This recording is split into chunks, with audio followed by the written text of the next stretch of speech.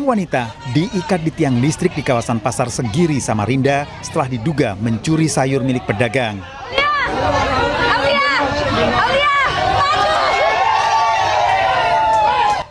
Sejumlah warga tampak mengerumuni pelaku.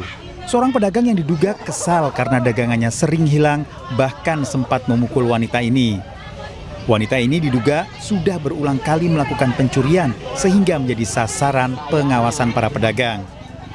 Memang sudah lama, sudah sering memang malingnya karena sudah diincar memang. Nah, cuma pas kemarin subuh baru kedapatan malingnya lombok, bawang, sayur-sayuran. Nah, ada juga telur. Mungkin itu aja sih karena sempat juga banyak yang ngeluh kadang pedagang. Tolonglah kalau bisa malingnya ditangkap. Wanita ini tidak diproses hukum karena tidak ada laporan resmi dari pihak korban dan diserahkan kepada keluarga.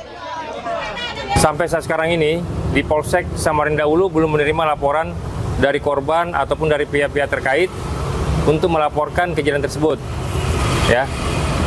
Namun dalam hal ini kami melihat dari unggahan media, kami mengharapkan kepada masyarakat apabila ada peristiwa yang diduga itu adalah perbuatan pidana, tolong dilaporkan kepada pihak yang berwajib segera. Setiap dugaan tindak pidana sebaiknya dilaporkan kepada aparat kepolisian karena tindakan kekerasan terhadap terduga pelaku dapat berujung pada proses pidana. Dari Samarinda, Kalimantan Timur, Ardi Wirya, iNews melaporkan.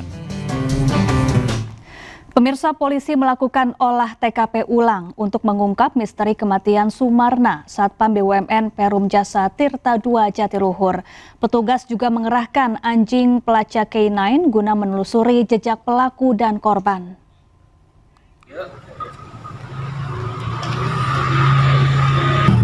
Tim Inafis Polda Jawa Barat diterjunkan untuk olah TKP ulang pada hari ke-8 pasca penemuan jasad Sumarna.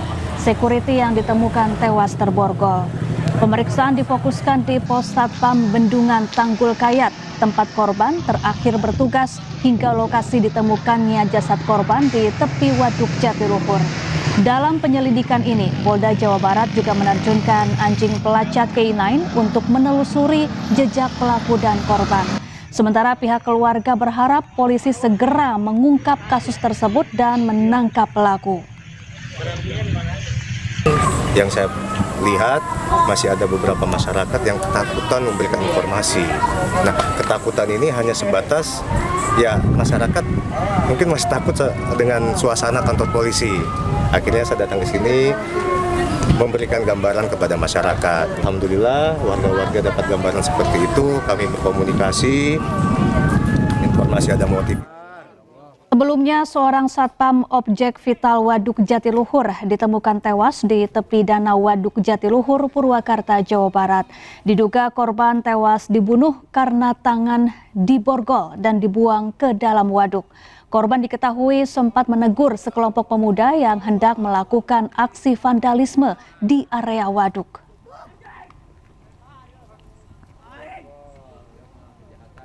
Pemirsa, ayah kandung bersama temannya yang menganiaya anaknya berusia 5 tahun ditangkap polisi di Cipongkor, Bandung Barat, Jawa Barat.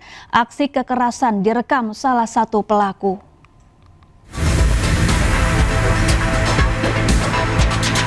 Anak berusia 5 tahun ini dianiaya diduga oleh ayah kandung dan seorang pria di Cimahi. Wajah anak ini bahkan sampai mengeluarkan darah. Setelah melakukan penyelidikan, Satreskrim Polres Cimahi menangkap 2 pelaku penganiayaan terhadap bocah berusia 5 tahun warga Desa Cibenda, Cipongkor, Kabupaten Bandung Barat.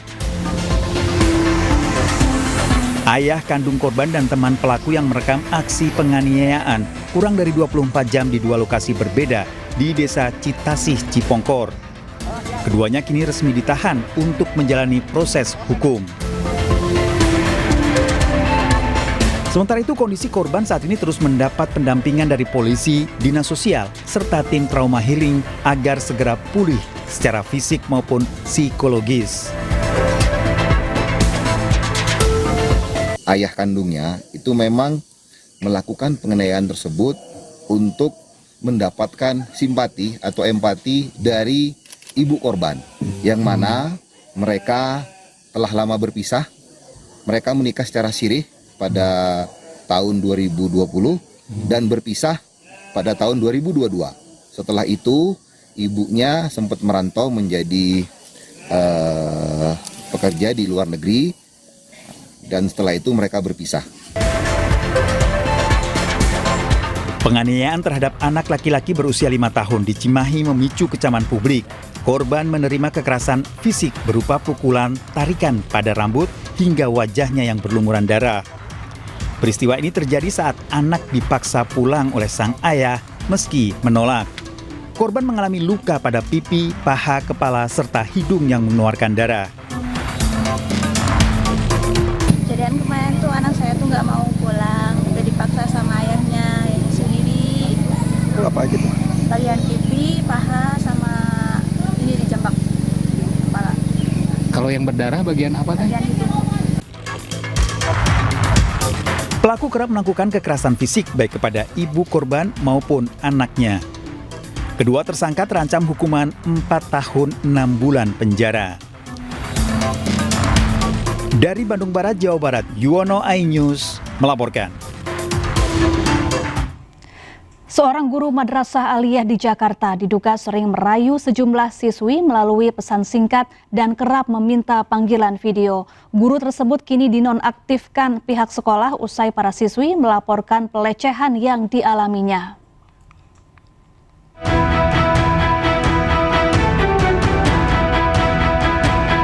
Percakapan pesan singkat yang mengarah pada dugaan pelecehan seksual ini merupakan bukti rayuan yang dilakukan seorang oknum guru terhadap siswinya. Dalam bukti pesan singkat ini, oknum guru di sebuah madrasah aliyah di Jakarta kerap merayu dan meminta siswinya untuk melakukan panggilan video. Aksi yang tak pantas terhadap siswinya ini terjadi sejak November 2025 lalu. Kepala sekolah membenarkan laporan dari sejumlah siswi. Pelaku yang merupakan guru agama berinisial HW telah dinonaktifkan. Untuk yang bersangkutan sudah dilakukan pembinaan dan sekarang proses sudah penonaktifan terkait dengan proses mengajar di madrasah kami. Pelecehannya sendiri dalam bentuk apa sih, Pak?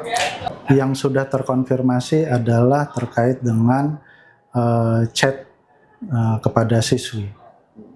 Chat mesum atau gimana, Pak? Mungkin menjurus ke hal seperti itu. Untuk mencegah kejadian serupa, pihak sekolah mengimbau kepada para siswa agar segera melapor jika mendapat perlakuan tidak senonoh. Dari Jakarta, Rani Sanjaya, iNews melaporkan. Seorang calon Bayangkara Taruna Akpol ditemukan meninggal dunia di Kompleks Lingkungan Akpol, Semarang, Jawa Tengah. Korban meninggal dunia diduga terjatuh dari lantai 3 gedung. Calon Bayangkara Taruna Akademi Kepolisian meninggal dunia di lingkungan Akpol, Semarang, Jawa Tengah. Korban tewas diduga terjatuh dari lantai 3 gedung saat apel Kamis malam. Sebelum dinyatakan meninggal dunia, korban sempat dievakuasi ke Rumah Sakit Bayangkara Semarang. Kini Polda Jawa Tengah masih melakukan penyelidikan dan meminta keterangan rekan seangkatan korban. Sementara jenazah korban masih berada di Rumah Sakit Bayangkara dan akan dibawa ke kampung halamannya di Makassar.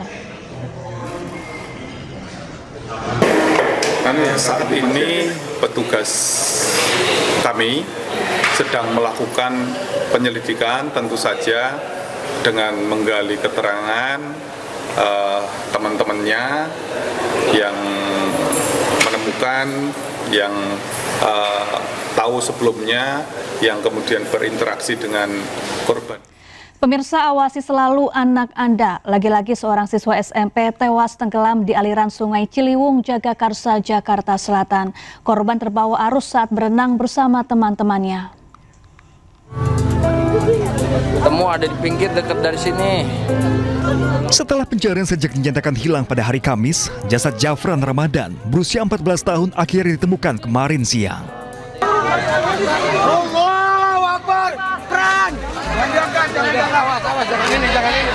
Penemuan Zafran disambut histeris sejumlah kerabat yang terdiri dari keluarga dan teman-teman satu sekolah yang turut menyaksikan pencarian. Sebelumnya, Zafran bersama 4 temannya sedang berenang di airan Sungai Ciliwung, tepatnya di wilayah Lenteng Agung, Kecamatan Jagakarsa, Jakarta Selatan. Diduga korban memasuki area sungai yang memiliki kedalaman lebih dari lokasi sebelumnya, sehingga sulit untuk menyelamatkan diri. Ada 2 spot yang kita curigai dan 2 area itu sudah dilakukan penyelaman oleh teman-teman dari pemadam kebakaran, dari Brimob Kelapa II dan dari Basar. Untuk hasil dari penyelaman, itu kedalaman sekitar 3-4 meter yang kita curigai. Untuk radius sekitar area LKP kurang lebih 500 meter sudah dilakukan pencarian dengan sistem circle. Dia waktu mau berangkat sekolah, pas mau tutup gerbang, saya lihat terakhir kali itu. Apakah ada agak mencurigakan, Pak? Iya, nggak seperti biasanya. Biasanya minta anter biasanya. Teman dia kayaknya ada. Saya tanya sama ibunya, kenapa Japran diem aja? Apa-apa lah. Sebab arus maupun kedalaman air dapat berubah sewaktu-waktu tanpa disadari. Dari Jakarta, Tim Liputan iNews melaporkan. Pemirsa, tekanan ekonomi yang kian menyekik mendorong kriminalitas di tanah air makin marak terjadi. Di kawasan Cengkareng, Jakarta Barat, seorang pencuri nekat masuk ke dalam kamar penghuni kos yang tengah tertidur untuk mencuri ponsel dan sejumlah uang.